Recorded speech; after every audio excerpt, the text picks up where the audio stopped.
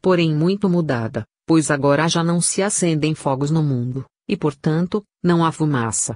Algumas ruas e praças antigas conservam seu aspecto geral, mas tem havido grandes demolições e melhoras em vasta escala. A Catedral de São Pedro ainda existe, conservada cuidadosamente como um monumento antigo. A torre foi reconstruída em parte. O aproveitamento de uma força ilimitada produziu também aqui notáveis efeitos, e parece que a maior parte das coisas de que se necessita, obtém-se dando volta numa chave. Também aqui muito pouca gente cozinha em suas residências, porém come fora, tal qual na comunidade, embora sejam muito diferentes as iguarias servidas em Londres. Outros lugares. Lançando de passagem uma vista por Paris, observei que está muito mudada. Todas as ruas são mais largas e a cidade mais aberta. Derrubaram quarteirões inteiros, convertendo-os em jardins. As casas variaram radicalmente. Observando a Holanda, vejo um país tão densamente povoado que parece ser todo ele uma só cidade. Contudo, Amsterdã é ainda distinguível, e aumentou o número de canais, obtendo muita água diariamente. Não há correntes naturais d'água, mas um curioso sistema de sucção central, uma espécie de enorme tubo com uma profunda escavação no centro. Os detalhes não estão claros, mas de algum modo esgotam a área e derramam ali as matérias imundas, que um grande canal conduz até considerável distância, por baixo do mar, para depois lançá-las com tão enorme força que nenhum barco pode passar perto daquele lugar. Também aqui, como na comunidade, destilam a água do mar e extraem dela diferentes substâncias de que se fazem muitas coisas, entre as quais, produtos alimentícios e tintas. Anotei, como coisa curiosa, que em algumas ruas crescem árvores tropicais no ar livre, mantendo-se em torno delas uma corrente constante de força transformada em calor. Há séculos começaram a colocar telhados sobre as ruas, conservando-as quentes, à maneira de estufas, mas quando apareceu a força ilimitada, decidiram suprimir os telhados, que apresentavam muitos inconvenientes. De passagem pudemos deitar uma vista em outras partes do mundo, mas não observamos coisa digna de menção especial. A China parece haver passado por alguns reveses. A raça chinesa existe ainda, e não parece haver diminuído. Há muita mudança superficial em algumas cidades, mas não se alterou a civilização do grosso da raça. A maioria da povoação campestre fala mais a sua língua própria, mas todas as classes dirigentes sabem a língua universal. A Índia é outro país onde se observa pouca mudança. A imemorável aldeia indiana permanece a mesma, ainda que, pelo visto, já não se padece fome. O país se agrupa em 2 ou 3 enormes reinados, mas continua formando parte do grande império. Evidentemente há agora muito mais mistura nas classes superiores do que antes, e muito mais matrimônios com as raças brancas, de maneira que grande parte do povo educado tem abandonado o regime de castas. O Tibete parece muito mais aberto, pois se pode penetrar nele por meio das aeronaves. Contudo, mesmo estas deparam às vezes com dificuldades, devido à pouca densidade do ar nas grandes alturas. A África Central mudou radicalmente, e a vizinhança do Vitória Nyanza se converteu numa espécie de Suíça, semeada de grandes hotéis. Adiar. Como é natural, grande era o meu interesse em ver o que havia sucedido nesse tempo ao nosso quartel-general de Adiar, e me alegrei muito de encontrá-lo sempre florescente e em proporção muito mais grandiosa do que nos antigos tempos. Indubitavelmente subsiste a sociedade teosófica, mas cumprindo em grande parte o seu primeiro objetivo, tem se dedicado principalmente ao segundo e ao terceiro. Desenvolveu-se numa grande universidade central para o estímulo do estudo destes 2 aspectos, com centros subsidiários filiados a ela em várias partes do mundo. O atual edifício do quartel-general foi substituído por uma espécie de esplêndido palácio, com uma enorme cúpula cuja parte central é certamente uma imitação do Taj Mahal de Agra, embora muito maior. Neste grande edifício estão assinalados certos lugares por colunas e inscrições comemorativas. Por exemplo, aqui foi a habitação da Sra. Blavatsky, aqui se escreveu o 4º livro, Aqui estava o primeiro santuário, e assim sucessivamente. Existem estátuas de alguns de nós, e no recinto principal reproduziram em mármore as dos fundadores, como relíquias de remotas idades. A Sociedade Teosófica é proprietária do rio Adiar e do terreno à margem oposta, a fim de que nele nada se construa que possa tirar a vista, e se revestiu o leito do rio com certa espécie de pedras, para mantê-lo limpo. Toda a propriedade está coberta de edifícios e adquiriu-se outra milha quadrada à margem do mar. Para lá dos jardins de Okot, há um departamento para química oculta, onde as lâminas originais estão reproduzidas em escala maior, assim como também esplêndidos modelos das diferentes classes de átomos químicos. Existem um museu e uma biblioteca magníficos, e vi algumas, embora poucas, das casas que havia em princípios do século XX. Ainda existe um belo manuscrito esmaltado, mas duvido que haja livros que remontem ao século XX. Há exemplares de A Doutrina Secreta traduzidos para a língua universal. A Sociedade Teosófica. A Sociedade Teosófica conquistou proeminente lugar no mundo. É um definido departamento da ciência mundial, e conta com extenso campo de especialidades que ninguém mais parece ensinar. Está produzindo uma vasta literatura, provavelmente o que chamaríamos textos, e mantém vivo o interesse acerca das religiões antigas e das coisas esquecidas. Está publicando em vastíssima escala uma grande série parecida com os livros sagrados do Oriente. O volume recentemente publicado tem o número 259. Parece haver muitos pandites, que são autoridades em estudos antigos. Cada um parece ter por especialidade um livro que sabe de memória, e conhece tudo relativo ao mesmo, havendo lido absolutamente todos os comentários sobre a matéria. O departamento de literatura é enorme, é o centro de uma grande organização mundial. Observei que ainda quando usam o inglês, o falam diferentemente, mas conservam o antigo lema da sociedade em sua forma original. As dependências da sociedade em outras partes do mundo são autônomas e consistem em grandes estabelecimentos e universidades nos principais países, mas todos consideram Adiar como o centro e origem do movimento, e acorrem ali em peregrinação. O coronel Okot, ainda que trabalhe na comunidade da Califórnia, como um dos lugar-tenentes do Manu, continua sendo o presidente nominal da sociedade, e pelo menos uma vez a cada 2 anos, visita o seu quartel-general, para presidir as honras prestadas às estátuas dos seus fundadores. 3 métodos de reencarnação.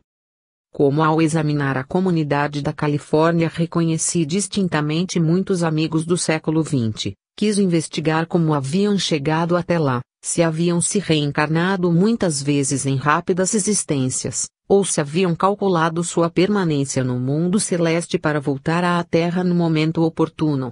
Esta investigação me levou por inesperadas direções e com mais dificuldades do que havia suposto, mas descobri, pelo menos, 3 métodos de aproveitar o tempo intermediário. Em primeiro lugar, alguns colaboradores passam a vida celeste muito abreviada e resumida. Esse processo de abreviar condensado produz notáveis e fundamentais diferenças no corpo causal, sem que se possa dizer que seus efeitos sejam melhores nem piores, e sim muito diferentes. É um tipo muito mais sujeito à influência dévica do que os outros, e serve de meio para as modificações levadas a cabo. Essa abreviada vida celeste não se contrai, como a nossa, a um pequeno mundo subjetivo, senão que está aberta em grande parte à influência dévica. O cérebro daqueles que vão por essa senda conserva sulco de receptividade atrofiado em outros casos. Influem mais fácil e beneficamente neles os seres invisíveis, mas também são mais suscetíveis de influências sinistras. A personalidade está relativamente menos desperta que o homem interno.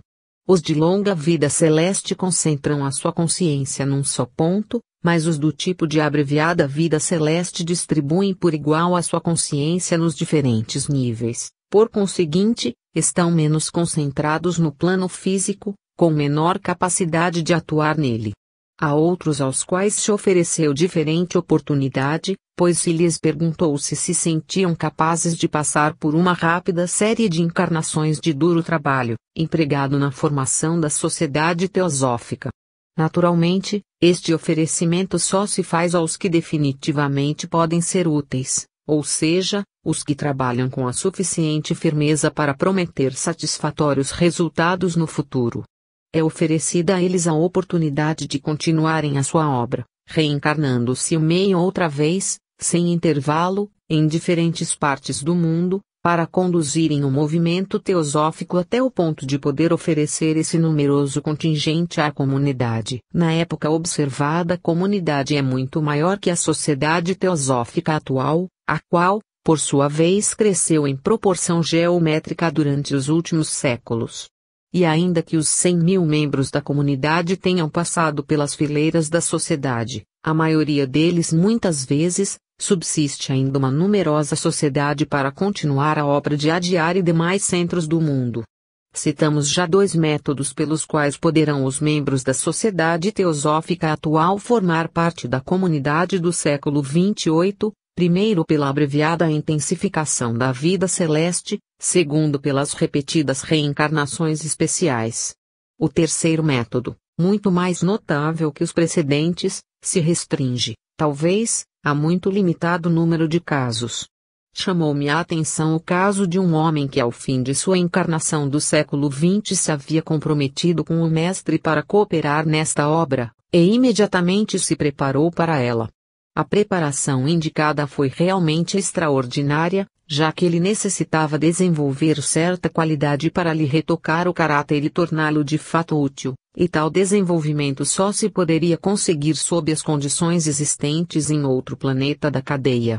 Por isso, foi transferido durante algumas existências para esse planeta e depois regressou para aqui, sendo essa uma experiência especial feita com permissão do próprio Machuan. Permissão idêntica obtiveram outros mestres para discípulos seus, embora tal medida extrema seja raramente necessária. A maioria dos membros da comunidade tem se encarnado especialmente várias vezes, conservando durante essas vidas os mesmos corpos emocional e mental, portanto, a mesma memória, pelo que souberam tudo relativo à comunidade durante várias vidas e tiveram sempre em mira a ideia dela. Normalmente, a série de encarnações especiais e rápidas se destina somente àqueles que receberam a primeira grande iniciação, pois sabe-se que um termo médio de 7 encarnações os conduzirá ao aratado, e outras 7 bastarão depois para quebrar os 5 grilhões que ainda os atam, e alcançar a libertação perfeita do nível Zeka. Essas 14 encarnações são um termo médio, pois é muito possível reduzir bastante o tempo por um trabalho especialmente apaixonado e desinteressado, e, por outro lado, se pode dilatá-lo por indolência ou descuido. A preparação para a obra da comunidade constitui uma exceção à regra, e ainda quando todos os seus membros se encaminhem decididamente para a senda, não devemos supor que todos eles tenham alcançado já as maiores alturas. Certo número de pessoas do mundo exterior, já impregnadas das ideias da comunidade, solicita de quando em quando o ingresso nela e admitem-se algumas, sem se lhes consentir casarem-se na comunidade, para não adulterar a pureza da raça, mas lhes é permitido conviver sem diferença de trato, e ao morrerem reencarnam-se em corpos pertencentes às famílias da comunidade. O Manu sabe com antecedência quanto progredirá a comunidade num tempo dado. No templo principal ele conserva um registro disto, um tanto parecido com um diagrama, cujas linhas indicam o que ele esperou e o que mais ou menos obteve. Os 2 mestres traçaram o plano da comunidade, e a luz de seu vigilante cuidado paira sempre sobre ela. Tudo o que se escreveu dá apenas um frágil vislumbre dessa luz, um prognóstico parcial do que eles realizarão. Como nos devemos preparar?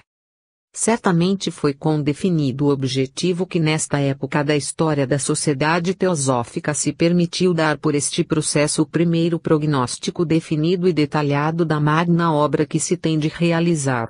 Não resta dúvida de que um dos propósitos dos grandes seres que o permitiram é, pelo menos, não só animar e estimular nossos fiéis membros, senão mostrar-lhes a senda que devem seguir, se anseiam pelo inestimável privilégio de participação desse glorioso futuro, assim como lhes ensinar o que em todos os casos devem fazer para facilitar o caminho para as mudanças que têm de vir.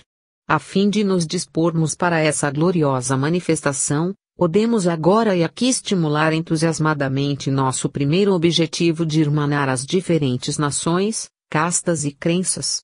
A todas essas podemos ajudar, por limitadas que sejam nossas forças, pois cada qual pode compreender e apreciar as qualidades de outras nações além das da sua, e ao ouvir reparos ignorantes ou prejudiciais contra outras nações, pode aproveitar a oportunidade para reverter a questão às boas qualidades, apartando-as dos defeitos. Cada qual pode aproveitar a oportunidade portando-se amavelmente com os estrangeiros, pois quem visita nosso país é nosso hóspede.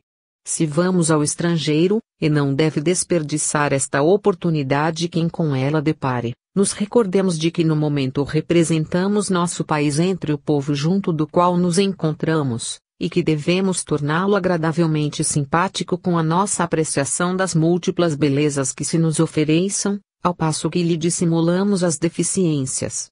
Também podemos preparar-nos promovendo a beleza em todos os seus aspectos, mesmo nas coisas mais triviais.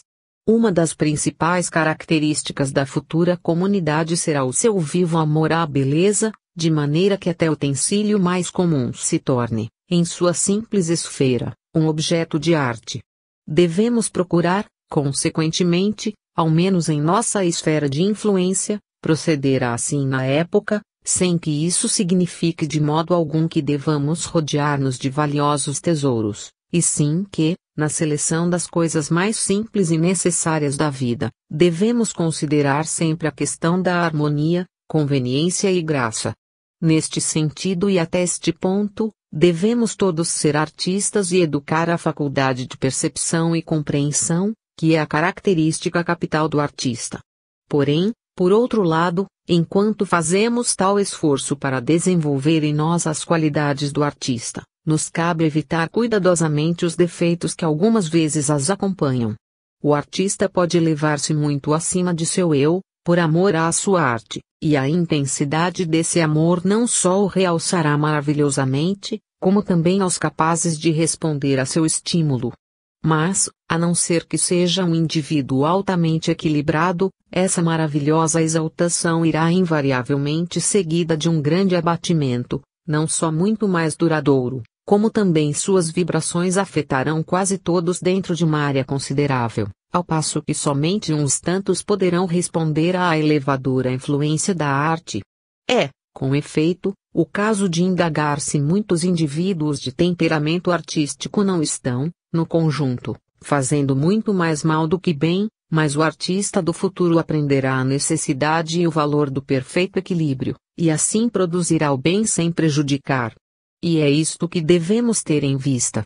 É evidente que são necessários auxiliares para a obra do Manu e do sumo sacerdote, e que em tal obra cabe toda classe de talentos e vocações.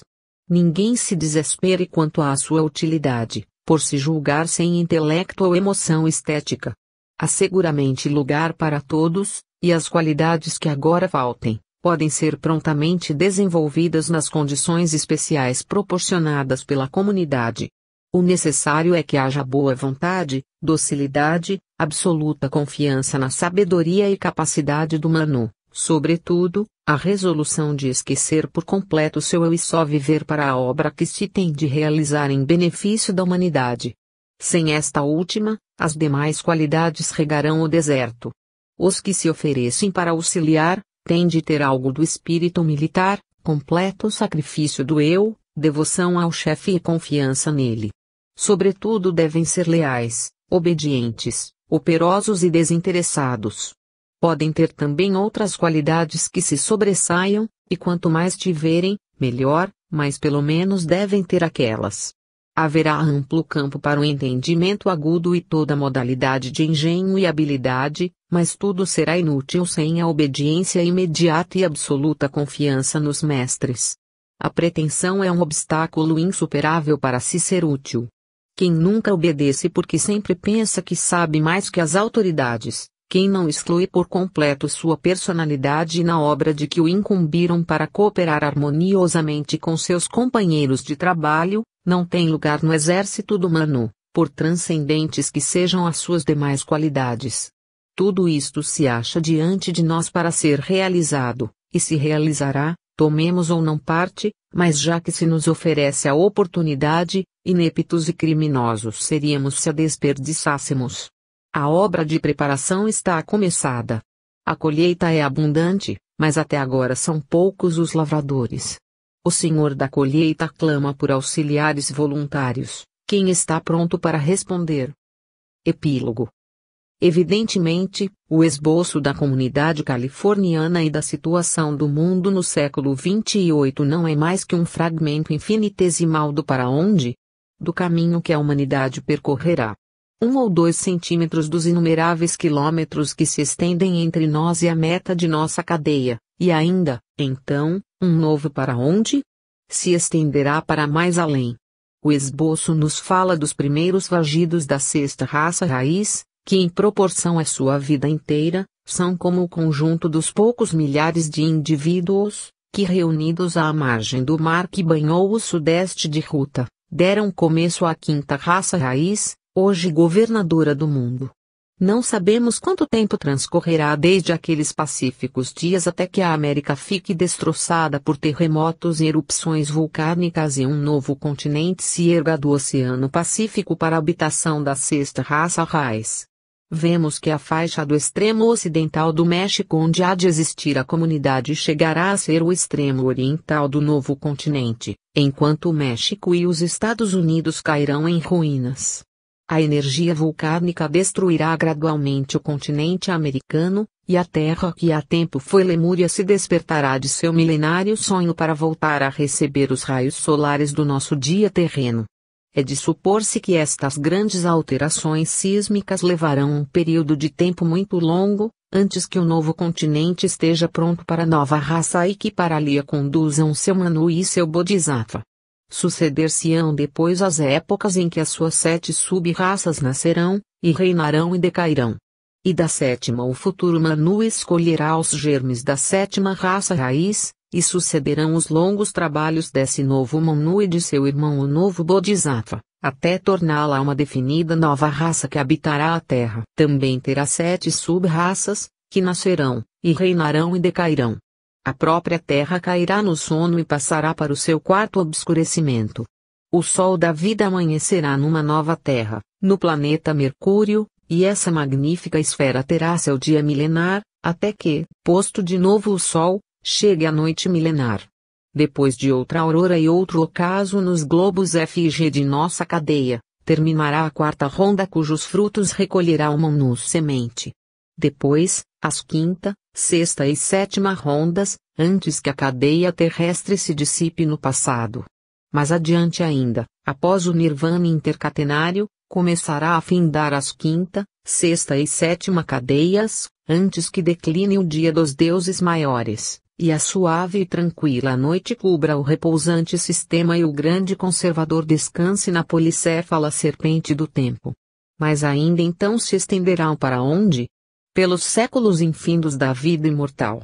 Os ofuscados olhos se fecham, e o entorpecido cérebro se aquieta. Mas em cima, embaixo, por toda a parte, palpita a ilimitada vida, anima a Deus em quem eternamente vivem, movem-se e existem os filhos dos homens. Paz a todos os seres. Fim.